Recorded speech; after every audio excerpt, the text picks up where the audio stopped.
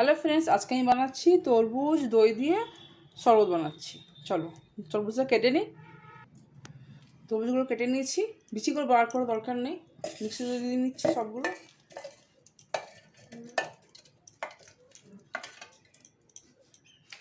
চিনি নিলাম 3-4 চামচ মতো চিনি আছে এতে। যদি বেশি মিষ্টি খান একটু দেবে, মিষ্টি কম খাই বলে কম দিলাম। হয়ে গেছে, এবার আমি এটা ছেঁকে নেব।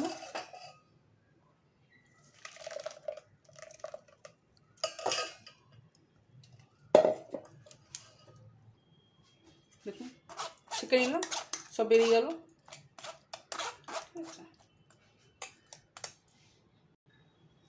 দই দিয়ে দিলাম,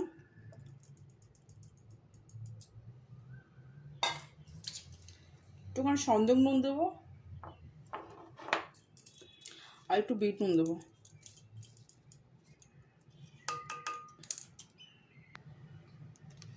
ভালো করে ফাটিয়ে নেবো ওটা।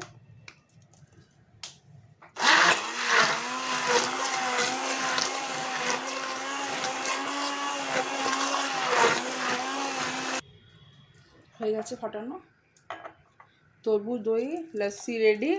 আমার ভিডিওটা ভালো লাগলে লাইক সাবস্ক্রাইব করবেন, আমার পাশে থাকুন, সাথে থাকুন। একটুখানে কিছু সাজিয়ে দিলাম পুদিনা পাতা দিয়ে। চলো বাই, নতুন ভিডিও নিয়ে আবার আসবো।